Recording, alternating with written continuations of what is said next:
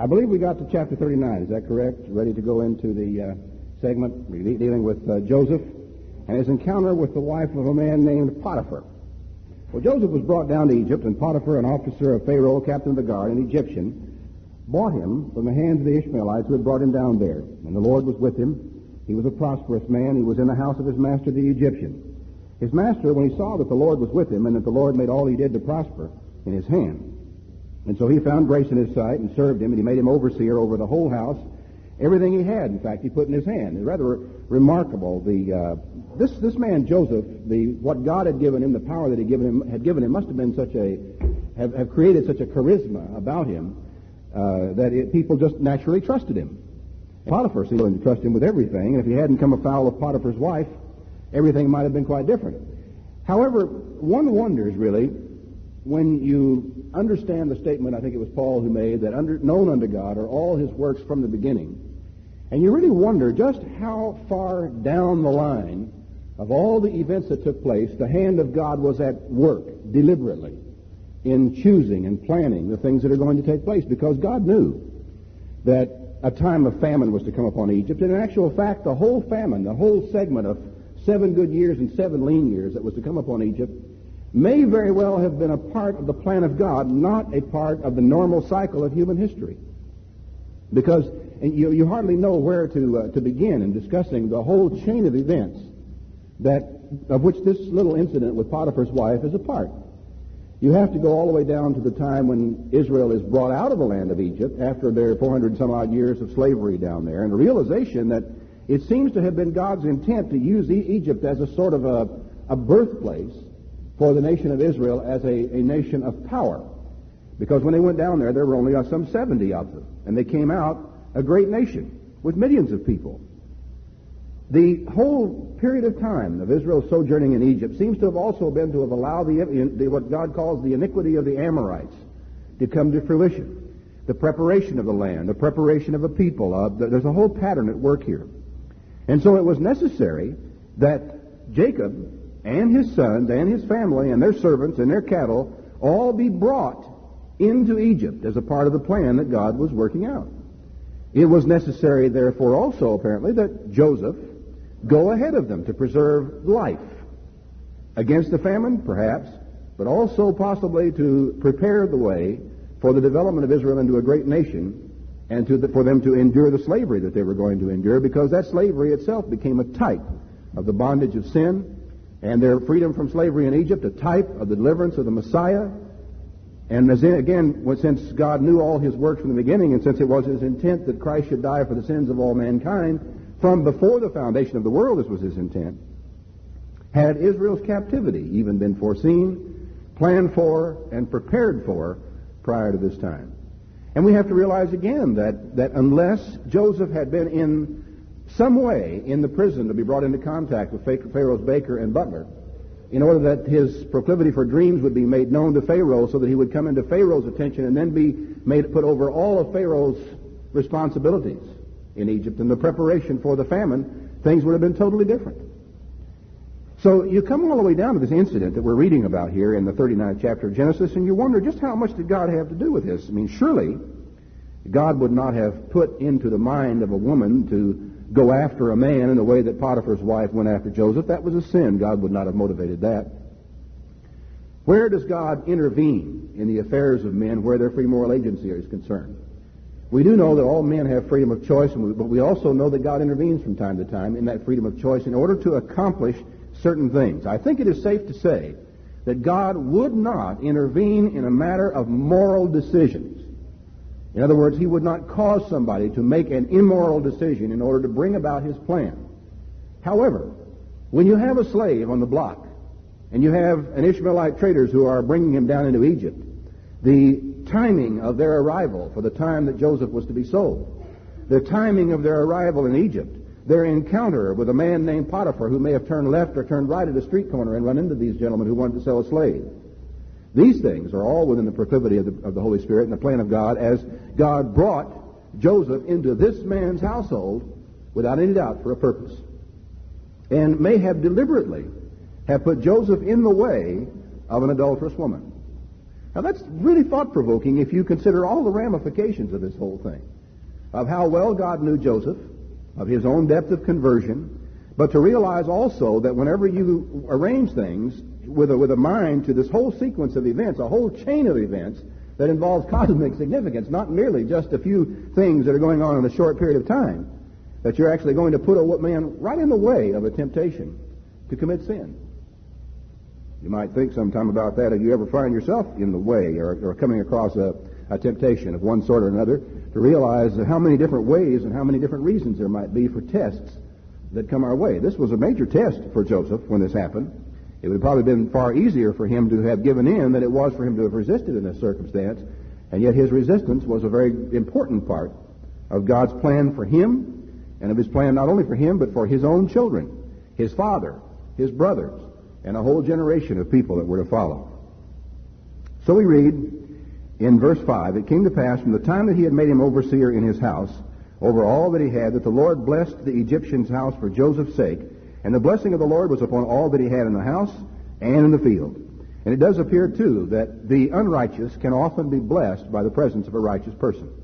That the fact that God singles out one individual, and because of his righteousness, because of his faithfulness, he begins to pour out blessings upon him, that an awful lot of people who don't deserve it can actually benefit from that. You recall the instance over in 1 Corinthians where Paul, in writing to people with divided houses, that is, divided as far as the church is concerned within a family, and he says to someone, now if you have a wife that doesn't believe and you're in the church, don't leave her. And he goes on to say the unbelieving children are sanctified by the believing husband, and the importance of the presence of a believing member of the family in the family, that everything is different because of the attention of God upon that one believing person. Well, here it seems that an Egyptian, his whole house, his servants, and even his adulterous wife were actually blessed by the presence of a man of God, a man of faith in their midst. He left all that he had in Joseph's hand, verse 6. He did not know aught he had. The only thing he really cared about was the bread he ate, the things that came to his table. He had a man that he could depend on so much, to such a great extent. And Joseph was a goodly person and well-favored, which is another way of saying he was handsome. It came to pass after these things, his master's wife cast her eyes upon Joseph, and she said, lie with me, which is not the greatest subtlety I ever saw. But he refused and said to his master's wife, behold, my master does not even know what's with me in the house. He has committed everything that he has into my hand. There is nobody greater in this house than I. Neither has he kept back anything from me but you, because you are his wife. How then can I do this great wickedness and sin against God? Now, if you like to mark your Bible, you might just underline that phrase. How can I do this great wickedness and sin against God? Because here you have categorical evidence that a man, long before Moses, knew that adultery was a sin, a transgression of the law of God, that it was a violation of the commandment. Now, this is only one of numerous situations like this that you find prior to Moses, where the commandments are seen clearly and definitively to be in effect. They knew about them. Moses did not originate the Ten Commandments. He was not their author. They were in existence before that time. They were known of men. God-fearing men obeyed the commandments of God long prior to that. It came to pass, as she spoke to Joseph day by day, he wouldn't listen to her, to lie by her, or to be with her.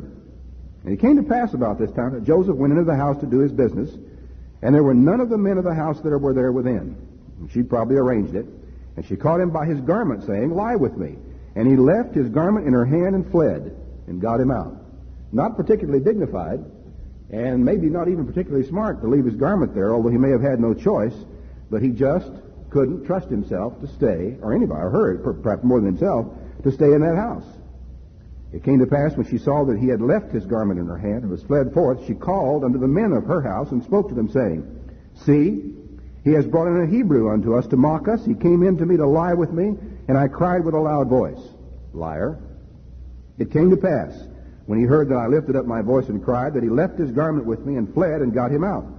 She laid up his garments by her until his Lord had come, till Potiphar had returned home. She spoke to him according to these words, saying, the Hebrew servant which you have brought unto us came in unto me to mock me. It came to pass, as I lifted up my voice and cried, that he left his garment with me and fled out. Interesting sidelight at this point. I was kind of curious about this word mock, which you would normally think means to make fun of. And indeed, the idea of derision or mocking or laughing, particularly, is of this particular root or this particular variance of the root of this word. It is translated elsewhere as to laugh. Other way, it is the same word that is used earlier where it says that, I think it was Abimelech looked out the window and saw Isaac sporting with his wife Rebekah. The word sporting is the same word that is here used for the word mock. And there is indication in that former situation that whatever it was that he was doing was something a man should only be doing with his wife, because Abimelech immediately recognized that Rebekah was his wife when he saw him sporting with her or mocking with her, as the case may be. The word doesn't, other forms of the word seem to mean derision. This particular one seems to be laughed, and back when it mentions how that when Sarah heard that she was going to have a child, it says she laughed. That's the same root word of this that is used here again, that she laughed. And there seems to have been an idiomatic connection between the word to laugh and the sexual relationship of a man with his wife. It was a funny thing. I saw a docudrama many years ago dealing with the Eskimos in the North Country, and one little vignette out of that movie that was brought out was the expression that a man needs a woman to laugh with on the long winter's night. And as they developed through the film, it seems that in the Eskimo language, the expression to laugh with one's wife is to make love to one's wife. And it was the expression that was used by the Eskimos for that, an idiomatic expression. And one begins to wonder if a similar type of expression existed in Hebrew because of the way that they used this term to laugh. Sarah laughed, and there doesn't seem to be any other connection with it at that point. And yet the same root word is used regarding Isaac laughing with his wife Rebekah, and Abimelech coming to the conclusion, this got to be this man's wife, or he wouldn't be doing that with her. And then again, this woman accusing our friend Joseph of having come in to laugh with or at her, as the case may be. So there is a definite tie-up in it, and it's difficult oftentimes to be able to know what certain idioms of language mean, and certain concepts are lost over a long period of time, but that's probably, there probably is a connection between the two that is similar to that the Eskimos have in their dialects. So anyway, when he heard this, it came to pass that, and when she heard this, his wrath was kindled, and one can certainly understand why that was. And Joseph's master took him and put him in prison, a place where the king's prisoners were bound, and he was there in the prison. But the Lord was with him and showed him mercy and gave him favor in the sight of the keeper of the prison. This is, the story of Joseph's life. Everywhere he goes, he finds favor with the people he meets, the keeper of the prison. And would you believe, the keeper of the prison committed to Joseph's hand all the prisoners in the prison. Whatever they did there, he was the doer of it, the man in charge. The keeper of the prison didn't bother looking to anything that was under his hand, because the Lord was with him, and that which he did, the Lord made it to prosper. That's an awful nice way to be when you think about it. That it seemed like whatever you tend to do, whatever you put your hand to do, God makes it work. And, a bright man, bright people around you who see that type of thing happening, they're not stupid. They're going to go ahead and say, look, whatever this guy does works. Let's go along with him. Let's ride with him. Put him in charge of this. And if that works, we'll put him in charge of more. And it seems that wherever Joseph went, he was in charge of whatever there was that was going to be done. Chapter 40 is this fascinating little inset. It seems to have an inordinate amount of space given to it in the Scriptures for the value that is going to come out of it in the end. It seems like 2 or 3 verses would have told the story, but the Scriptures take quite a little time to tell the story of the butler and the baker and their respective dreams. I won't go through this chapter verse by verse because it is very simple and you can read it for yourself. But essentially, we know that these two men had dreams, each of which with a separate significance. One man was going to be lifted up out of prison. His head was going to be lifted up, using again this expression of an idiomatic expression, I'm sure, which could be used with a double meaning, and it seems to be used with a double meaning in this chapter. On the one hand, the one man's head is lifted up, he is restored, the butler is, to Pharaoh, and he puts the drink in Pharaoh's hand as he has beforehand, his cupbearer. On the other hand, the other man's head is to be lifted up, put in a noose, and hanged. And these dreams, which Joseph reveals the meaning of to them, come to pass exactly as they did. It's hard to see how the chief butler did not remember Joseph but forgot him when he got out of there. You think to yourself, how could he possibly forget such a dramatic occurrence? 3 days, he called the day, he called the event, he said one of them would live and one of them would die. How could he forget? I think you have to understand that the forgetting in this case may not mean a lapse of memory, but it may mean a failure to follow through on something that he was supposed to do, which was to speak for Joseph and to try to get him out of that place. And you have to realize that it wasn't quite like being a waiter in a restaurant or a servant in a household, or if you saw backstairs at the White House and realized that most of the time White House servants didn't speak to presidents or their wives, but on the other hand, they had a bit of a relationship there, and messages could flow back and forth. I think if you had a little bit more acquaintance with the dangers, with the absolute lowly situation of slaves in a situation like this, to where they were the chattel, the property, and where they didn't dare open their mouth unless bidden, within fear of their life, that a man could on a whim snuff them out like a candle, it might be easier perhaps to understand how such a dramatic occurrence could be, quote, forgotten, end quote. It came to pass at the end of 2 full years that Pharaoh dreamed. This time he dreams. And he stood by a river, and there came up out of the river 7 fat cattle, all fleshed out. And then we have 7 ill-favored and lean-fleshed cattle that come out and eat up the fat ones. And as this was a nightmare, he woke up in a sweat, and when he recovered himself, he went back to sleep again, and he dreamed again. This time, we have fat ears of corn and lean ears of corn. The lean ears eat up the fat ears of corn. And the man is wondering, what on earth could this mean? He called in all sorts of people to interpret the dream, but none of them could interpret it. Then spoke the chief butler, verse 9, unto Pharaoh, saying, I remember my faults this day. Pharaoh was angry with his servants, and put me in ward in the captain of the guard's house, both me and the chief baker. He might not have been too keen and also on bringing up the fact that he'd been in jail before either. And we dreamed a dream one night, we dreamed each man according to the interpretation of his dream. And there was a man with us, a young man, a Hebrew, servant to the captain of the guard. And we told him. He interpreted to us our dreams. To each man according to his dream he did interpret. It came to pass, as he interpreted to us, so it was. Me he restored to my office, and him he hanged, exactly like it was said to be done. So Pharaoh sent and called Joseph. They brought him out of the dungeon, and he shaved himself and changed his raiment and came into Pharaoh. And Pharaoh said to Joseph, I have dreamed a dream. No one can interpret it. I have heard say of you that you can understand a dream to interpret it. Joseph answered Pharaoh, and essentially what he said is, it is not in me. In other words, I do not have it within myself to interpret or to give you a meaningful interpretation of a dream. It is strictly in the hands of God.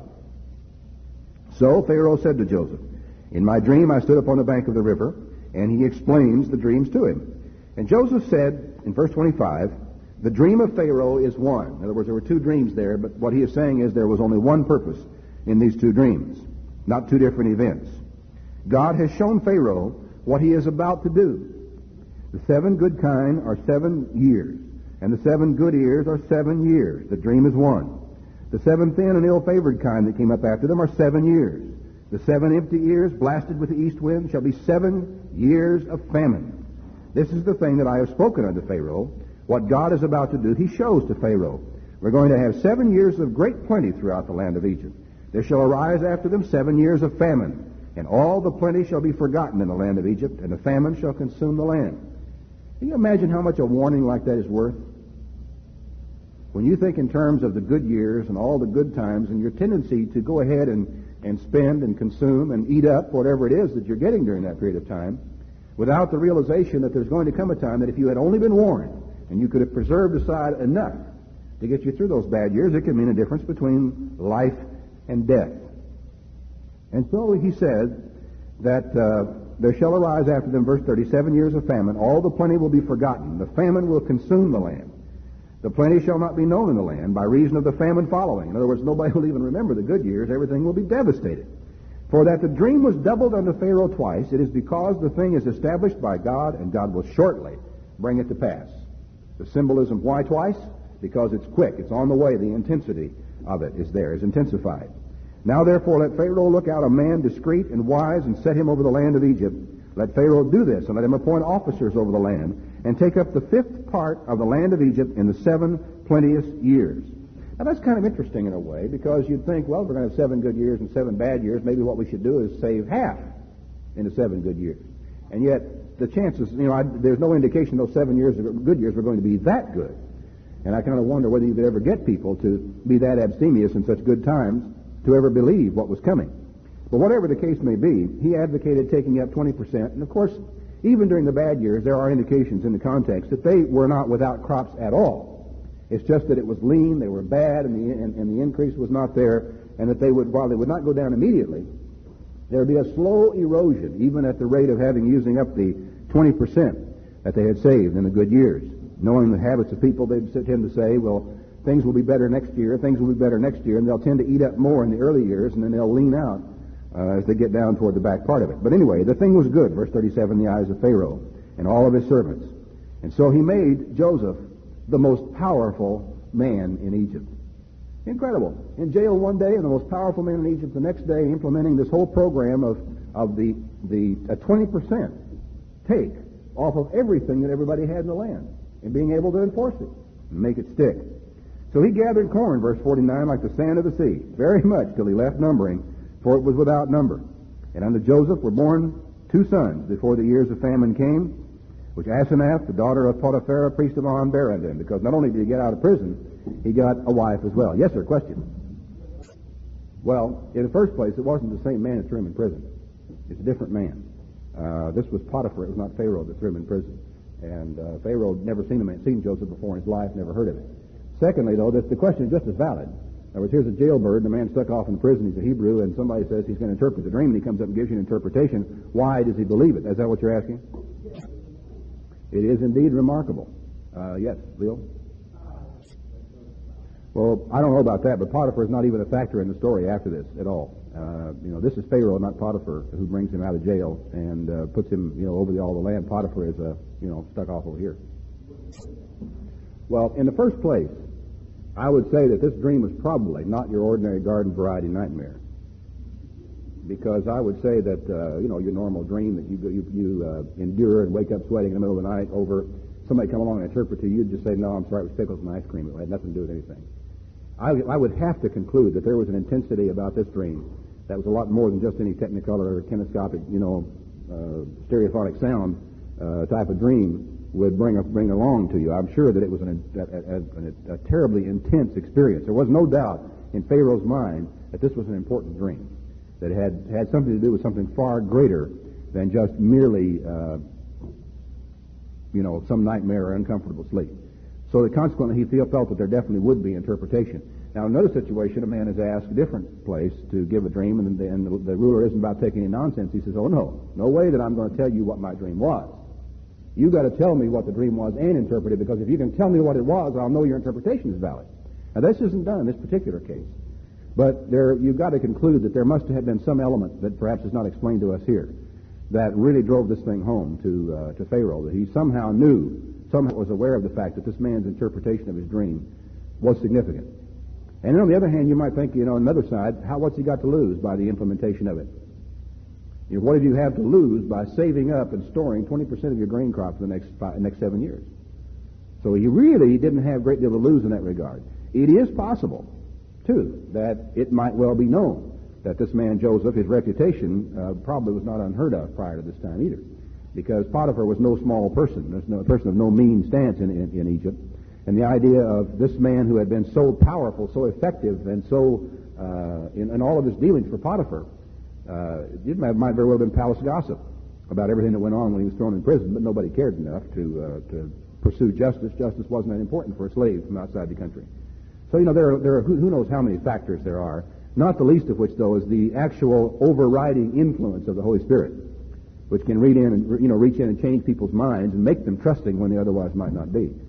And I wouldn't diminish that. We can look for logical human solutions as a matter of interest. But when it comes down to it, the last word on the subject is that it was God's will that this man put Joseph in charge of everything, and that's precisely what he did. Yes, Jack. Yes. Well, we don't know for sure. I thought for a moment you were still asking a question. I was saying, yes, I hear you. Was she an Egyptian woman? As far as I can tell, she was. But Heliopolis is what the priest of Heliopolis, or priest of On, some have suggested priest of On means or refers to perhaps even a priest of God. She may not have been Egyptian. I don't think the Bible really tells us one way or the other. Are there any other comments on that? Has anybody else researched that subject? No. Yes.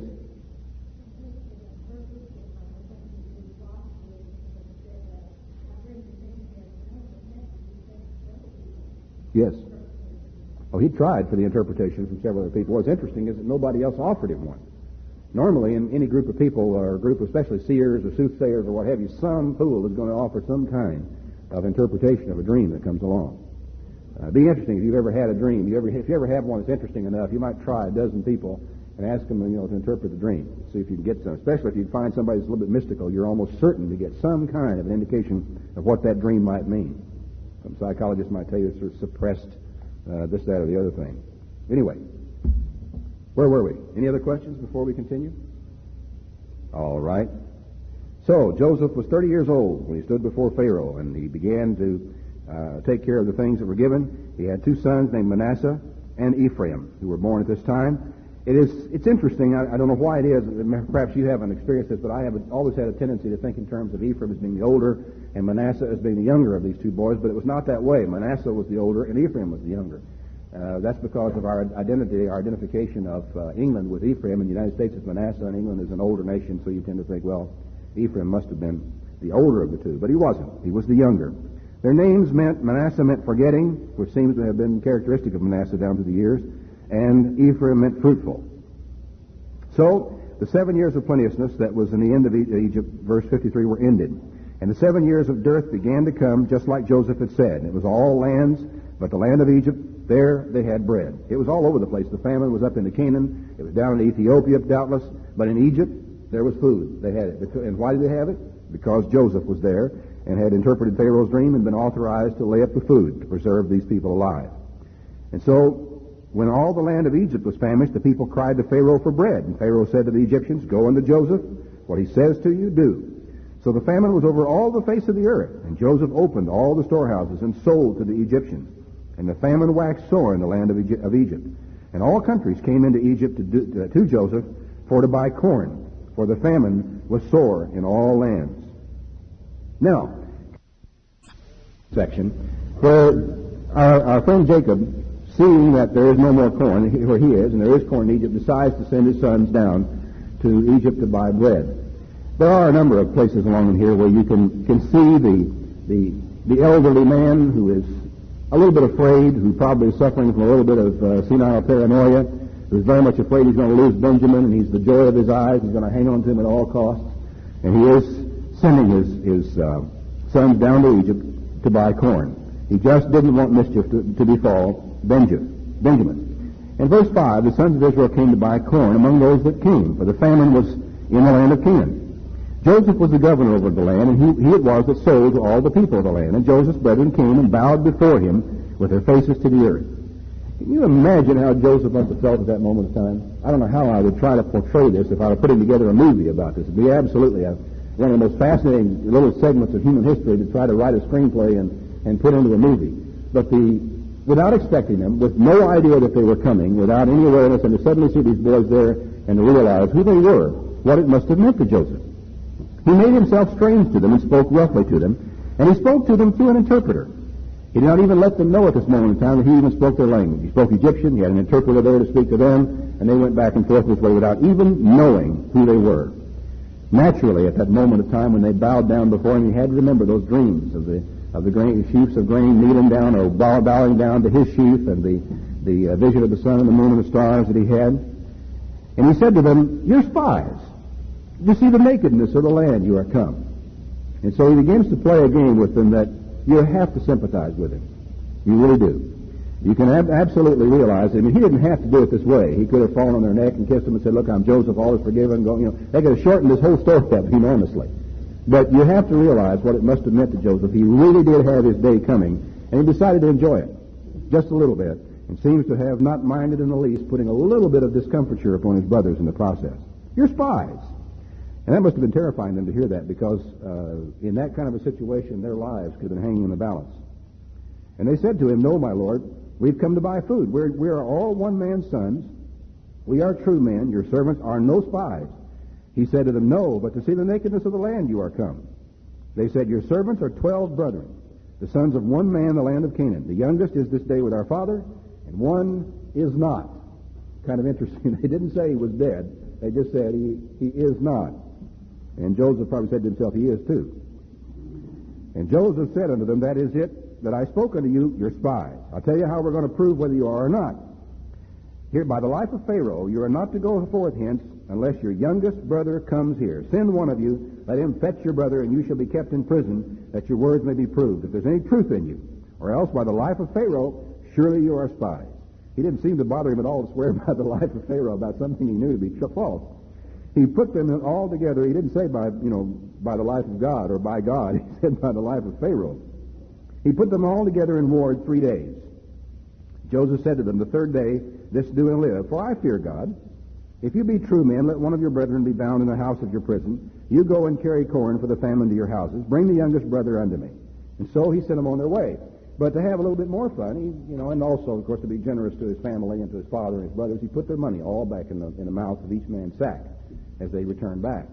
When they found those there, they were terrified, because they realized that if they were going out of Egypt with all this grain and with this money in their own sacks, that they could be accused of being thieves, and death could be the result. What is fascinating about it, having left poor old Simeon down there as a hostage, that Jacob is not in the least willing to even take a chance with Benjamin to save Simeon's life of a surety. And the way you read it, you again, there is this feeling of this old man who is just not willing to take a chance on it. It came to pass, and Jacob their father said to them, verse 36, after they had explained their story, he said, me have you bereaved of my children. Joseph is not, Simeon is not, and he's already written Simeon off, and now you're going to take Benjamin away. All these things are against me. And Reuben spoke to his father, saying, slay my 2 sons if I don't bring him to you. Deliver him into my hand, and I will bring him to you again. He said, my son shall not go down with you. His brother is dead. He is left alone. If mischief befall him by the way where you're going, then you're going to bring down my gray hairs with sorrow to the grave. No! However, they just kept on getting hungrier, and the famine was sore in the land. And the time comes when finally he's got to make up his mind about the matter. Judah spoke to him and saying, look, first of all, it came to pass when they'd eaten up the corn they brought out of Egypt, their father said, go again and buy us a little food. But Judah's not about to buy that. He said, now wait a minute. And his father, not even thinking about Simeon or about Benjamin, almost sounds like he's forgotten about the problem of the past. We've eaten up all the food, go get us some more. And Judah says, no way. Now, we already told you what that man said. He told us we should not come back here. He said we would not see his face unless. And they really, Judah laid it on him pretty hard at this time. He basically said, I'm not going to go unless he goes with us. He said, if you will not send him, verse 5, we will not go down. For the man said to us, you shall not see my face unless your brother is with you. So Israel said, well, why are you dealing so ill with me as to tell the man you even had a brother? I can just see Judah throwing up his hands and saying, oh, what's next, I'm not supposed to have even told him I had a brother in this situation. He said, the man asked us.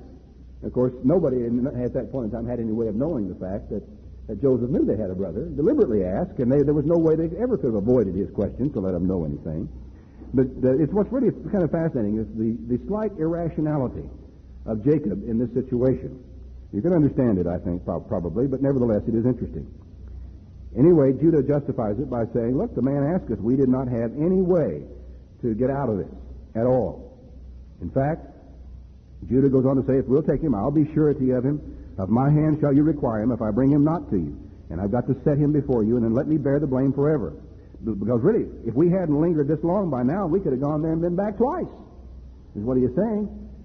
I imagine Simeon down there was sure enough wondering what in the world had happened to them all. He could visualize himself being there until the cows came home, or until he had gotten to be an old gray-headed man and died.